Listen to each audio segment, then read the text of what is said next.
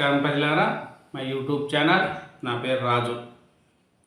నేడే Jubilee hills ఉప ఎన్నికల ఫలితాలు. ఎవరు ఎమ్మెల్యే, జూబ్లీ హిల్స్ ఎమ్మెల్యే ఎవరు ఏమనేది కూడా 12 గంటల లోపల తుది ఫలితం వచ్చేస్తుంది. ఎందుకంటే కౌంటింగ్ కేంద్రం వద్ద భారీ బందోబస్తు ఏర్పాట్లు చేశారు. అట్లే బీహార్ ఎలక్షన్లో ఎవరిది, ఆర్జేడీదా ఎన్డీఏదా అనేది కూడా తేలిపోతుంది. అన్ని సర్వేలు చూసుకుంటే జూబ్లీ హిల్స్లో నవీన్ యాదవ్ ఎమ్మెల్యేగా గెలుస్తారని, బీహార్లో ఎన్డీఏ అధికారంలోకి వస్తుందని కూడా తెలుస్తున్నాయి. కాబట్టి ఈరోజు ఈ జూబ్లీ హిల్స్ ఎమ్మెల్యే ఎవరు అనేది కూడా మనకు తెలిసిపోతుంది.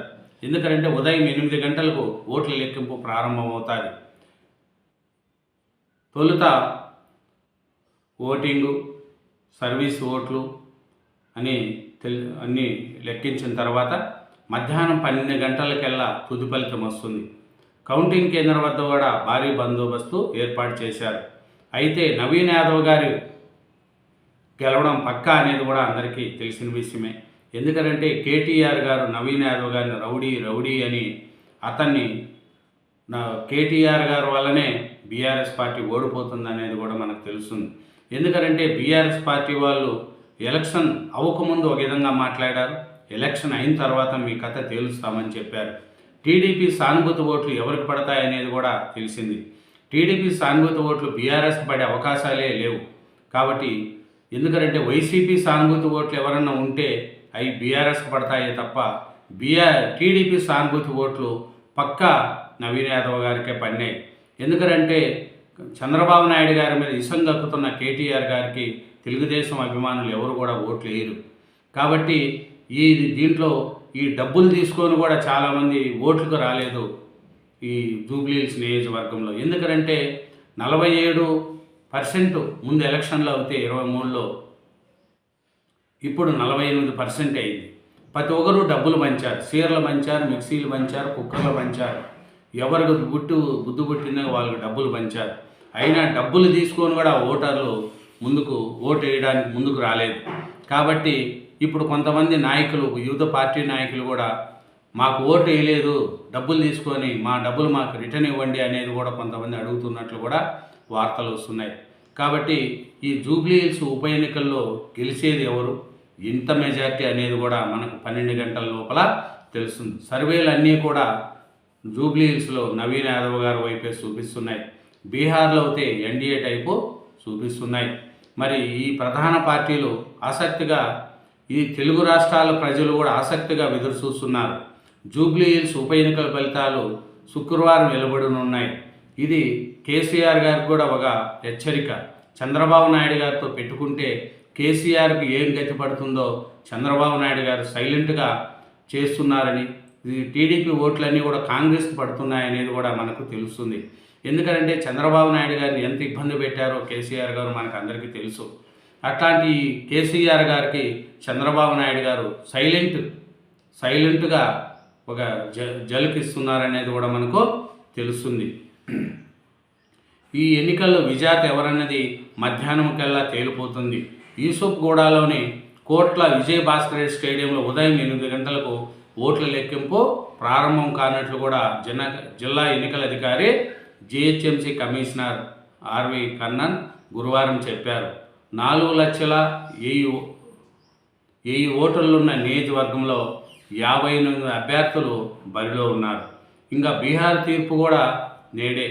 ఈ భారీ ఓటింగ్తో గెలుపు ఎవరి ధీమా అనేది కూడా వాళ్ళలో చూస్తున్నారు. ఈ ఎగ్జిట్ పోల్స్ అన్నీ కూడా ఎన్డీఏ వైపు చూపిస్తున్నాయి. కానీ తమదే అధికారం అంటున్నది ఆర్జేడీ.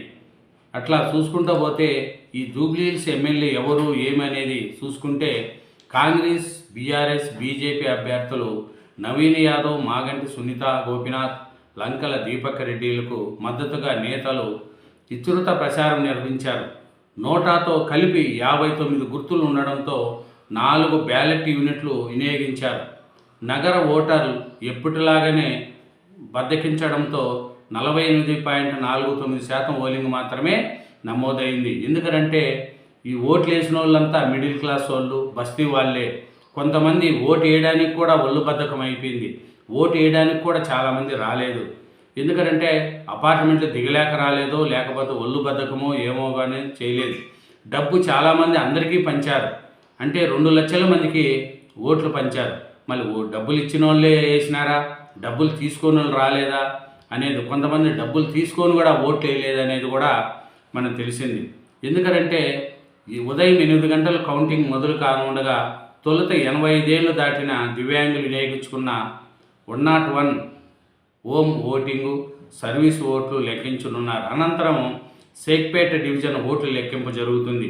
పోలింగ్ కేంద్రం వద్ద సంఖ్య 1 నుంచి వరుస క్రమంలో లెక్కింపు చేపడతారు. కౌంటింగ్ కోసం 42 టేబుల్ను ఏర్పాటు చేశారు. 10 రౌండ్లలో లెక్కింపు పూర్తి కానుంటుంది.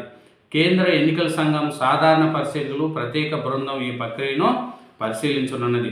లెక్కింపు కోసం 186 మంది సిబ్బందిని నియమించినట్లు తెలుస్తుంది. లెక్కింపు మొదలైన గంటలోనే తొలి రౌండ్ ఫలితం వచ్చే అవకాశం ఉంది అనేది కూడా తెలుస్తుంది. తర్వాత ప్రతి 25 నుంచి 30 నిమిషాలు ఒక్కొక్క రౌండ్ ఓట్ల ఫలితాలు వెలువడుతున్నాయి. మధ్యాహ్నం 12 గంటల లోపు ఓట్ల లెక్కింపు పూర్తయ్యే అవకాశం ఉందని అధికారులు చెబుతున్నారు. లెక్కింపు నేపథ్యంలో ప్రత్యేక భద్రతా ఏర్పాట్లు కూడా చేశారు.